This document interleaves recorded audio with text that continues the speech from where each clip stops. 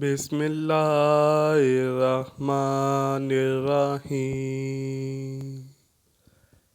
مولانا روم اپنی کتاب سحر العلوم میں حضرت داؤد علیہ السلام کے دور کا ایک قصہ بیان کرتے ہوئے لکھتے ہیں کہ ایک شخص بہت عابد اور متقی تھا۔ وہ ہر وقت اللہ پاک کی عبادت میں مشغول رہتا تھا۔ وہ جب بھی اللہ پاک کی عبادت کر کے فارغ ہوتا تھا، اللہ پاک سے دعا کرتا تھا، اے اللہ پاک، میں نے تیری بہت زیادہ عبادت کی ہے، تو مجھے وافر رزق عطا فرما۔ لیکن اس کو اسی وقت رزق نہ ملتا۔ اس نے اپنا ایک معمول بنا رکھا تھا کہ جب عبادت کرتا تو اس کے فوراً بعد اللہ پاک سے دعا کرتا تھا کہ اے اللہ پاک مجھے رزق عطا فرما۔ ایک دن اس نے اللہ پاک کی حمد و ثنا بیان کی اور اللہ پاک سے رزق طلب کرنے کا مطالبہ کر رہا تھا کہ ایک گائے اس کے گھر میں آ گئی۔ متقی آدمی بہت زیادہ خوش تھا کہ اللہ پاک نے میری دعا کو قبول کر لیا۔ جو گائے میرے گھر میں داخل ہوئی ہے، یہ اللہ پاک نے مجھے رزق عطا کیا ہے۔ جو گائے میرے گھر میں داخل ہوئی ہے، یہ اللہ پاک نے مجھے رزق عطا کیا ہے۔ اس بندے نے گائے کو پکڑا، اس کو ذبح کر کے گوشت بنایا اور اس کا گوشت کھا کر فارغ ہی ہوا تھا کہ دروازے پر کسی نے دستک دی کہ میری گائے آپ کے گھر میں داخل ہوئی ہے، میں اپنی گائے لینے آیا ہوں۔ متقی آدمی اس کی گائے کہاں سے واپس کرتا؟ اس نے تو گائے کا گوشت بنا کر کھا لیا تھا۔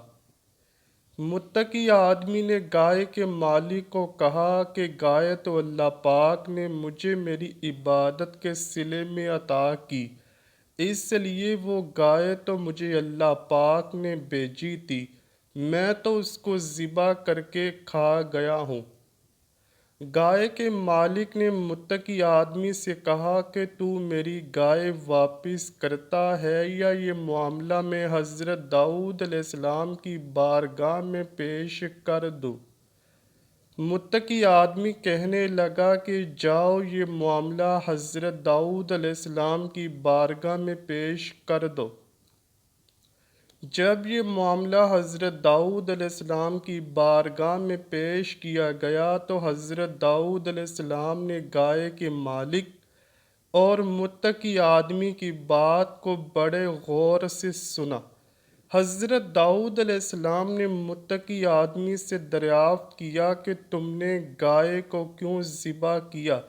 متقی آدمی نے حضرت داؤد علیہ السلام سے کہا، حضور، میں نے اس کی گائے ذبح نہیں کی، وہ گائے تو اللہ پاک نے مجھے میری عبادت کے صلے میں عطا کی تھی، اس لیے میں نے اس گائے کو ذبح کیا اور گوشت کا قیمہ بنا کر کھا گیا۔ حضرت داؤد علیہ السلام متقی آدمی کی باتوں کو سن کر مسکراتے ہوئے بولے، اے گائے کے مالک، تم اس متقی بندے کو گائے معاف کر دو، اللہ پاک تم کو اس کے صلے میں اس سے بہتر گائے عطا فرما دے گا۔ گائے کا مالک بار بار اصرار کر رہا تھا کہ مجھے میری گائے دی جائے۔ متقی آدمی اس ضد پر اڑا ہوا تھا کہ وہ گائے تو اللہ پاک نے مجھے میری عبادت کے صلے میں عطا کی تھی، اس لیے وہ گائے میری ملکیت ہے، میرے پاس نہ کسی کی گائے ہے اور نہ میں کسی کی گائے کو واپس کرنے کا پابند ہوں۔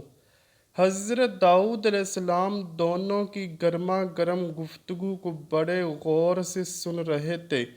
آخر کار گائے کے مالک کو کہا، اے گائے کے مالک، تم اس متقی بندے کو گائے اللہ کے واسطے معاف کر دو، ورنہ مجھے سب کچھ بتانا پڑے گا۔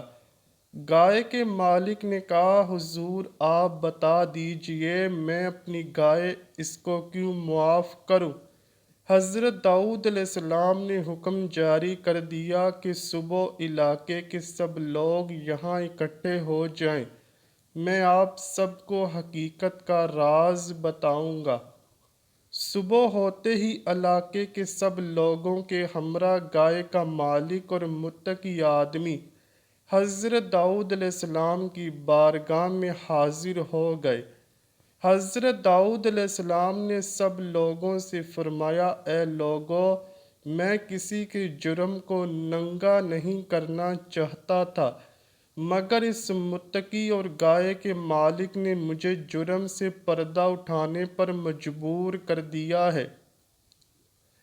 یہ جو گائے کا مالک ہے یہ اسی متقی بندے کے والد کا غلام ہوا کرتا تھا۔ اس متقی کا باپ بہت ہی دولت مند تھا۔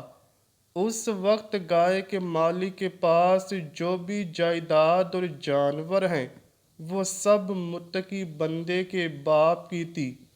یہ گائے کا مالک اس متقی کے باپ کے پاس ایک چھوٹا سا غلام ہوا کرتا تھا۔